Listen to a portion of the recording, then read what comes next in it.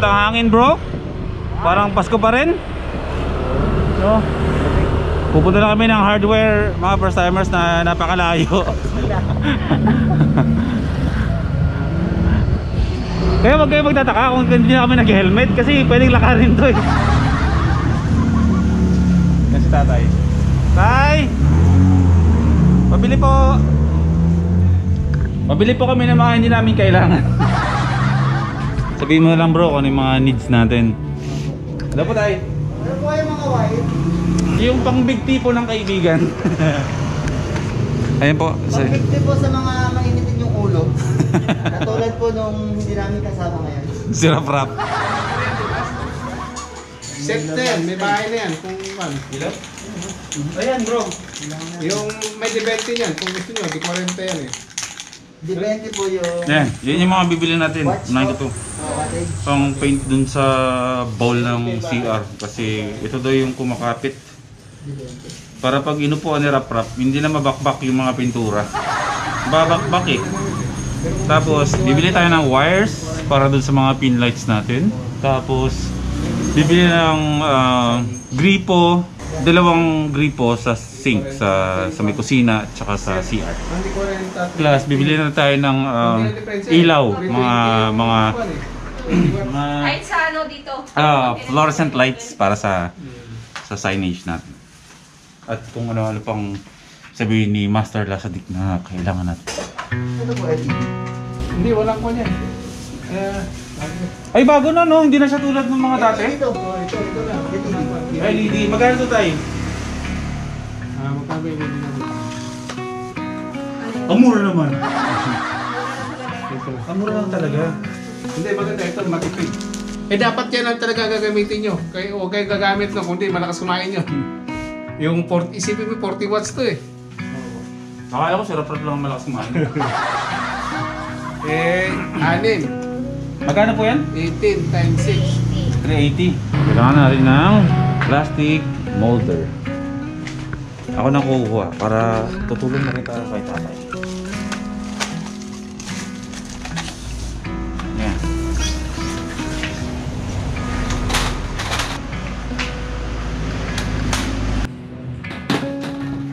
Three ano po?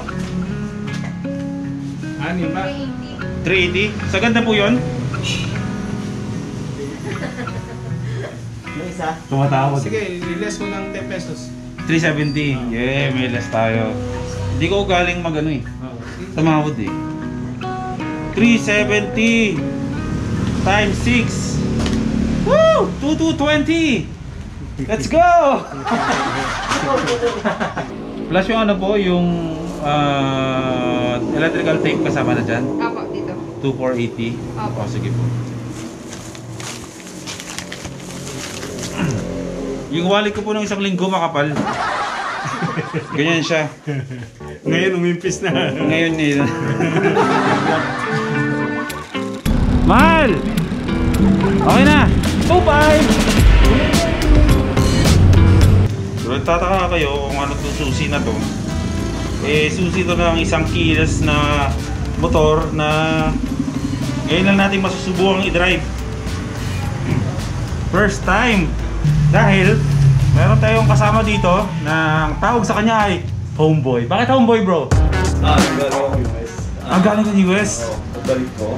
Puro homeboy na homeboy ako sa akin mga bata. So yung term na Homeboy galing US. Mga first timers, the Homeboy, Jay. From Pampanga bro, no? Ngayon, pasusubukan niya sa atin ipagamit for the first time sa akin. Magdadrive ako ng Harley Davidson na motor na 1,200cc.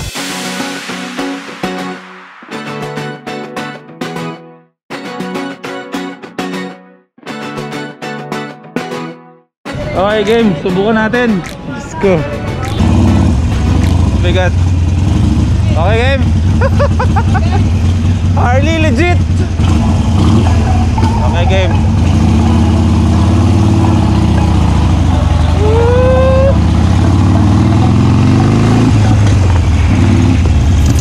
Solid 1,200cc. Mabigat siya,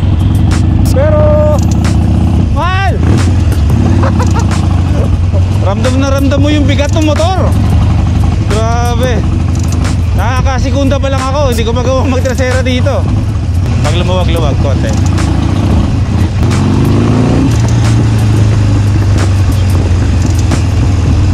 Grabe, solid.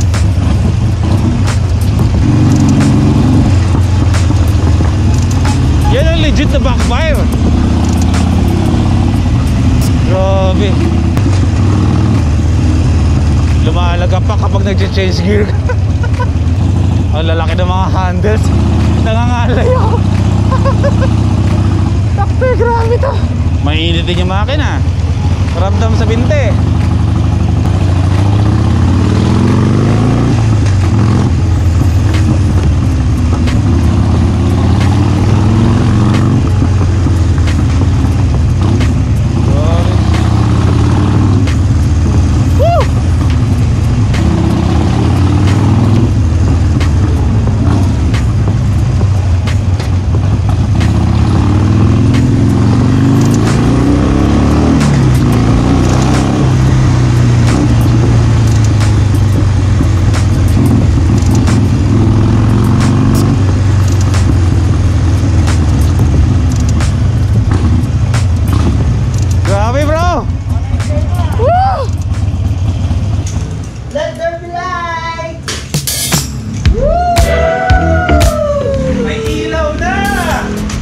Yes, mga first timers, ayun na.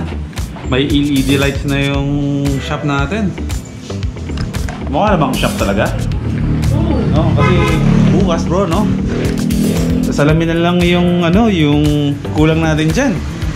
Yan ang itsura ng ano natin, ng shop natin. Sakto naman, kulay puti yun. Yan. O, di ba?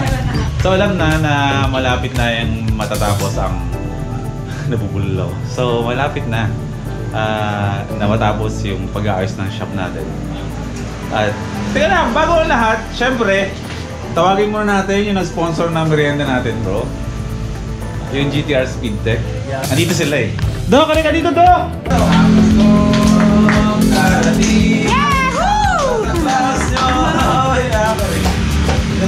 Ayan mga first timers, si Doc Gaddy ng GTR Speedtech. Siya yung nag-aalaga kay Madon. At hindi lang si Madon kasi nilagahan din niya kami kasi padala siya ng pizza eh. Ang mahal ng lunch namin kanina eh. Grabe. Si Doc Gaddy tsaka si Anwisha doon lang may binili. Pero maraming salamat Doc sa pagbisita dito. Happy ka ba? Proud ka ba sa akin? Siyempre.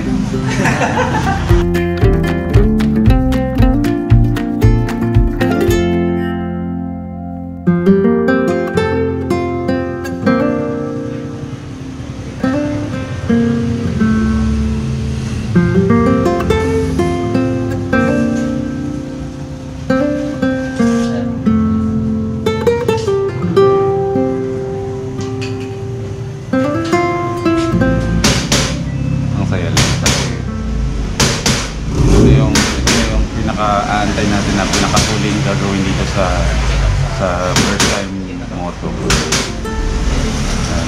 Makakahinga na kami kasi nasa laminan na, ibig sabihin nun nasa almost 90% na yung first time moto. Kasi yung 10% ng mga first timers na natitira ay yun yung pagkakot natin ng mga helmets, lahat ng mga stocks natin dito na sa shop. Eventually, mga vlogs na mapapanood sa amin mga susunod na araw, aalis-alis na tayo, pupunta na tayo sa mga dealer, sa mga brands na dala-dala natin, yung Chili, yung Kobe, yung SEC, yung J3D. Pupunta na tayo sa mga office nila, sa mga stores nila para kumuha ng stocks na ibibenta na nito sa first time mo. Wala lang, masaya lang, natuwa lang ako.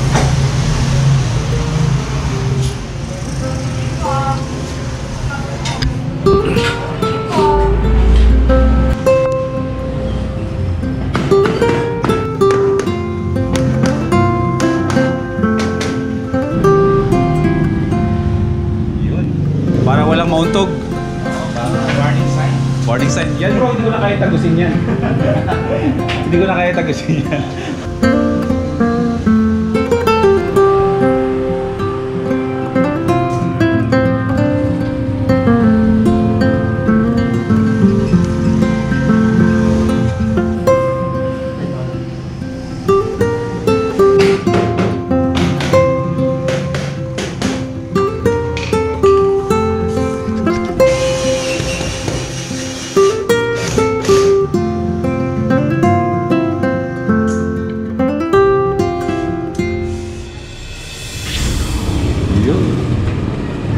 Salamat!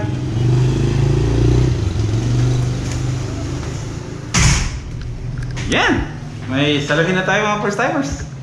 Ang gagawin ko na lang ay maglilinis-linis na lang ako dito ng mga natitirang mga kalat. At least ngayon, hindi na tayo, hindi na pumapasok yung alikabok dito sa loob ng shop. Shoutout sa sa OX Air Conditioning kay Sir Kevin ng Kevcon Air Conditioning. Maraming salamat, sir.